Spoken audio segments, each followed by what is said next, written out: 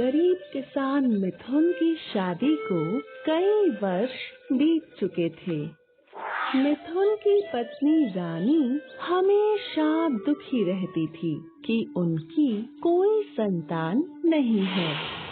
फिर एक दिन मिथुन और रानी ने उनके गांव के नाग देवता से प्रार्थना की।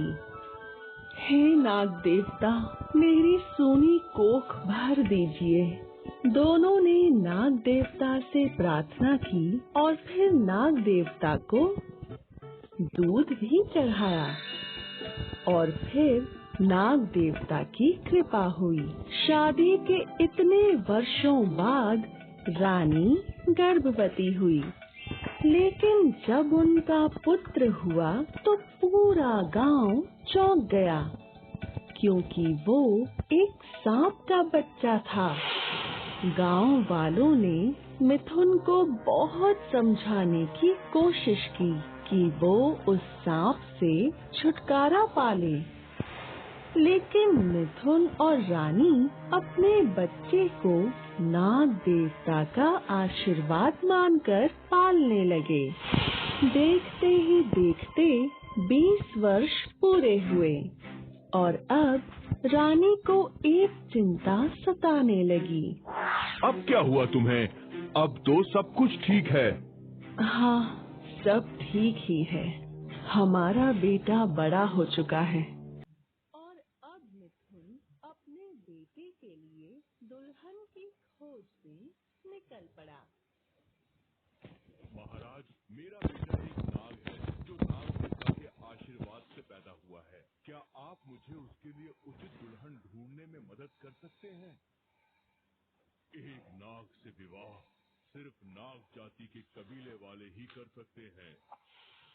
वो कबीला उत्तरी दिशा के जंगल में रहता है। मिथुन कबीले की खोज में चल पड़ा।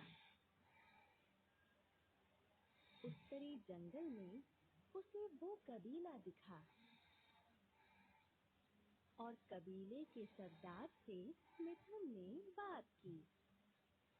तो ये बात है, मैं अपनी बेटी का विवाह तुम्हारे बेटे के साथ करने के लिए तैयार हूँ। और फिर उसी कबीले में मिथुन और रानी के सामने उनके बेटे नागेश और नीलिमा की शादी हो गई। शादी के बाद नीलिमा और नागेश मिथुन के घर में रहने लगे। एक पूर्णिमा की रात नागेश ने अपना नाग रूप छोड़ा और वो एक सुंदर युवक बन गया।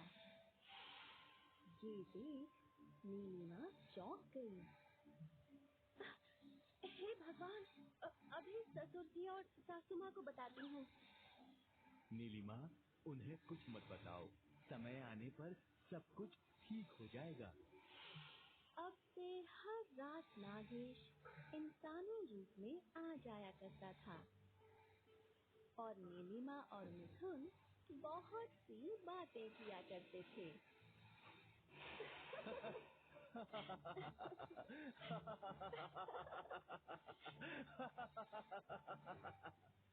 एक रात मिथुन को कुछ आवाजें सुनाई दी।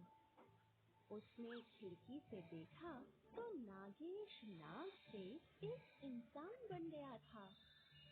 वो चौंक गया। उसे समझ नहीं आ रहा था कि वो क्या करे। वो अपनी पत्नी के पास गया। रानी उठो, जल्दी उठो। मिथुन ने रानी को अपना बेटा दिखाया। ये तो एक युवक है। हाँ, अब तुम यही रुको। मिथुन चुपचाप कमरे में गया और उसने वो सांप की खाल उठाई और उसे आग लगा दी। पिताजी धन्यवाद, आपने मुझे आजाद कर दिया। अब मैं कभी भी सांप के रूप में नहीं लौटूंगा। मेरा श्राप टूट गया।